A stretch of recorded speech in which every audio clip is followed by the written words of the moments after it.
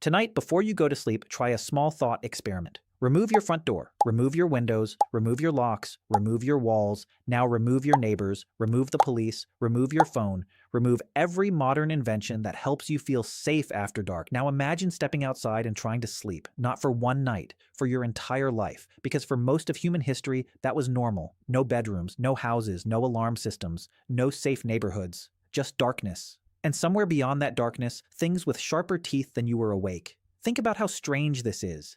Every night, ancient humans did something that should have gotten them killed. They fell asleep.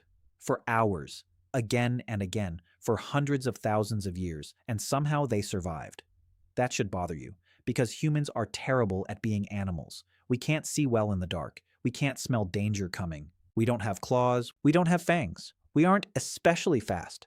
And then there's the worst part. We sleep deeply. A sleeping human is about as vulnerable as a mammal can be. Which creates a problem. If ancient humans were so vulnerable, why weren't they eaten? At first, the answer seems obvious. Caves. Most people imagine prehistoric humans sleeping safely inside caves while predators wandered somewhere outside. Problem solved. Except caves weren't human houses. Cave bears used caves. Hyenas used caves. Big cats used caves. Humans often had to compete for the same shelters. And even when a cave was available, another problem remained. A cave only explains one location. It doesn't explain why humans survived in open camps. It doesn't explain why small groups kept making it through the night. So maybe caves weren't the answer. And if caves weren't the answer, the mystery becomes even stranger. Because now we're left with a question that sounds almost ridiculous. How did a species that sleeps like the dead avoid becoming dinner? Maybe it was fire. That sounds reasonable. Fire creates light. Fire creates heat. Fire pushes back darkness. Surely that was enough. Except predators are not stupid. Modern wildlife researchers have repeatedly documented large predators approaching campfires. Hunger is persuasive. Fire helps. But fire is not an invisible force field. A hungry predator can still take a risk, which means fire cannot be the entire answer. And if it wasn't caves, and it wasn't fire, maybe humans themselves were frightening. Today that sounds obvious. Humans are terrifying. We build cities. We alter ecosystems. Animals change their behavior simply because we're nearby.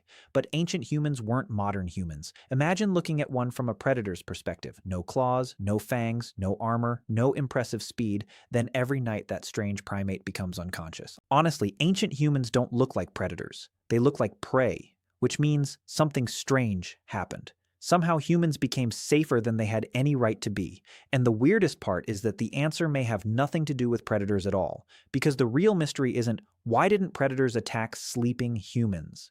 The real mystery is why do humans hate sleeping alone? Think about your own life. Children often dislike sleeping alone. Many adults do too. An empty house feels strange. An unfamiliar room feels strange. Something in the human brain relaxes when trusted people are nearby. Why? For a long time, scientists assumed this was mostly culture. Then anthropologists began studying hunter-gatherer societies. And they noticed something interesting. Across different continents and different cultures, humans tended to sleep together. Families, relatives, communities. Sleeping alone was often unusual, sometimes even dangerous. Which suggests something important. Maybe humans weren't surviving despite sleeping together. Maybe they survived because of it. And once researchers started studying how hunter-gatherer groups actually slept, the mystery became even stranger. They expected to find people sleeping. Instead, they found something else. The group was almost never completely asleep. At any given moment, somebody was awake. Not standing guard, not performing military duty, just awake. Someone checking a child, someone tending a fire, someone shifting position, someone briefly waking before falling asleep again. Individually, none of this seems important. Collectively, it changes everything. Because predators don't need every human asleep. They need every human unaware, and those are very different things.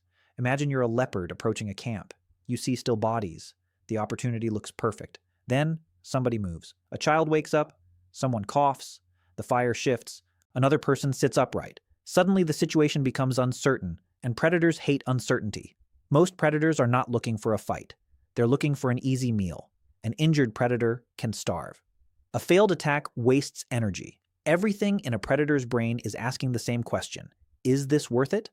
And a human camp was increasingly becoming a bad bet.